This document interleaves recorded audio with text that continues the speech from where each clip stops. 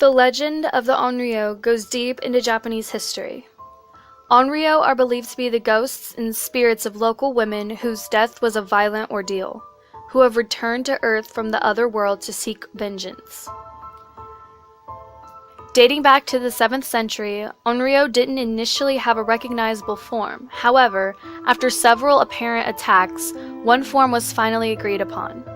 They consisted of sightings of white, slender females wearing white, bloodstained kimonos and pulsating green and purple veins, with long, straggly black hair covering their faces. They were seen as the punishers of violent, abusive, and brutal men towards innocent and weak women. They are placid apparitions until angry. Then they begin acting in the fashion of a poltergeist. Their hair would bristle, revealing a deformed face, including eyes that were sunken deep into the face and a nose that appeared to be missing. The mouth was wide and full of sharp, pointed teeth, which allowed them to violently rip their victims apart easily.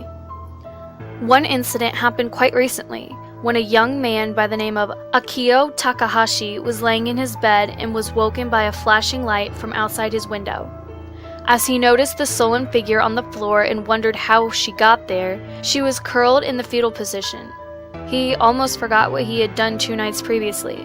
He had brutally attacked, raped, and murdered 16-year-old schoolgirl Akemi Yamamoto. She had been studying at her friend's when on her way home, she bumped into the 32-year-old, who began to instantly harass her and followed her for almost 2 miles before grabbing her from behind as they made their way past a lonely beauty spot.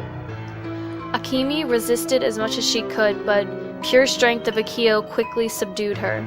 As he raped her, he beat her round the head with his large, heavy fist, causing her to scream out in more agony than she was already experiencing. Not content with the horror he had already introduced her to, Akio decided he couldn't risk her going to the police, so he picked up a heavy branch that had fallen from a nearby tree and proceeded to beat her around the head with it until she was gone. The blood streamed from her wound and carried down the slope towards the river. Back in his room, his thoughts of the previous few days were making him paranoid, but in fact, there was nothing there at all. How wrong could one person be? He slowly and cautiously rose from his bed, dressed in loose lounge pants and a baggy black t-shirt, making his way across the room to where the figure lay. As he approached the figure, he thought he recognized her for a split second. He bent down beside her and began to stroke and talk to her. He received no response and began to physically shake her. With that, she slowly began to unfurl, making slight groaning noises as she did so.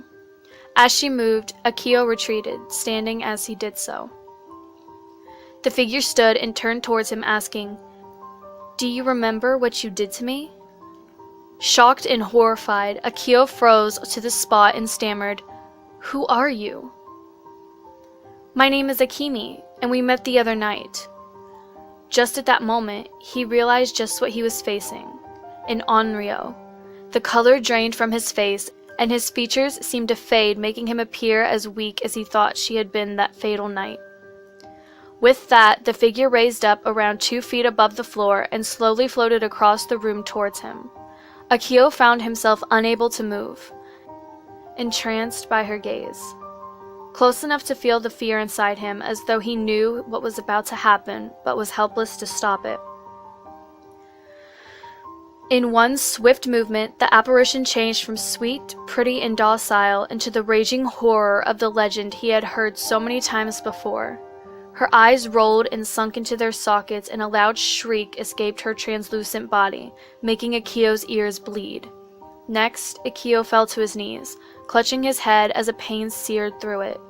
He felt the apparition slicing at him, and the blood seeped through his loose shirt, every wound getting deeper and more fatal. This torture lasted several hours, as she wanted him to suffer just as she had.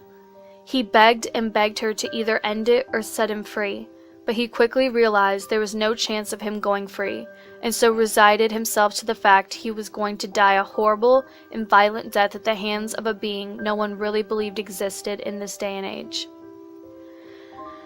Several days later, after he failed to report to work, the police checked his home, only to find his body dismembered and the walls painted with blood. Arms and legs scattered around the place and a vicious bite mark on his neck, which had ripped the jugular vein clean out, and the missing flesh could not be found. His face was clawed to shreds, and the only identifying marks were the tattoos on the various body parts they have retrieved. To this day, the death remains unsolved and unexplained.